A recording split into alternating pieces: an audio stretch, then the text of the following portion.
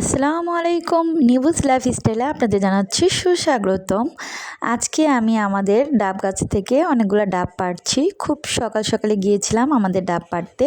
তো ডাব পেড়ে আমরা একসাথে জড়ো করছি। আসলে আমার এটা গাছের প্রথম ডাব। আমাদের খুব ভালো লাগছে ডাবগুলা পাড়ছে আর ডাবগুলা হাতে পেয়ে আসলে নিজেদের ফল পেলে আলাদা একটা আনন্দ হয়। তো ডাবগুলা আমাদের যে কেটে দিয়েছিল সে আমাদের একটা ব্যাগে ভরে দিয়েছে। মোট 24টা ডাব হয়েছিল।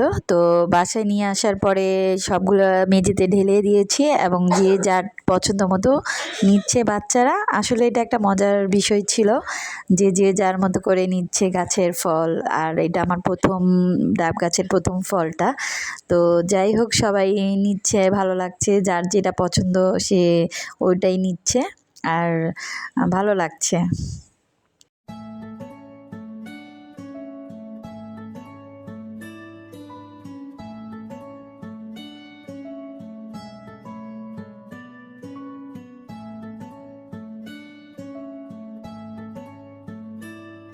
বাচ্চারা ডাবগুলাকে কোলে নিয়ে বসে আছে, বলতেছে যে আমারটা আগে কাটো, আমারটা আগে কাটো, এরকম করছে।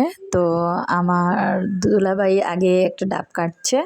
সে খুব ভালো ডাব কাটতে পারে বটি দিয়ে। তো সবার ডাব একে একে কাটছে। তো ডাবগুলা খুব ভালোভাবেই কেটেছে। বাচ্চারা ধৈর্য ধরতে পারছে না কখন তাদের ডাবগুলা কেটে কেটে শেষ করবে।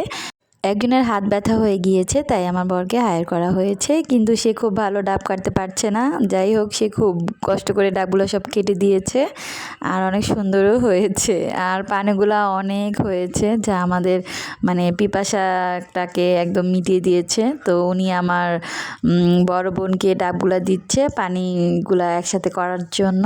আপাও আনন্দের সাথে ডাবের পানিগুলাকে একত্র করছে। তারও খুব ভালো লাগছে। আসলে গাছের ফল সবারই সাথে একসাথে খাওয়ার মজাই আলাদা। তো যাই হোক, এর মধ্যে নরিন ঘুম থেকে উঠে পড়েছে, তার জন্য একটি ডাব রাখা হয়েছিল। তো সামরিন গিয়ে তাকে ডাবটা দিয়েছে। সে অবাক হয়ে ডাবটাকে দেখছে এবং হাতে ধরছে। তার খুব ভালো লাগছে এবং সে ইশারা করছে ওই ঘরে নিয়ে যাওয়ার জন্য।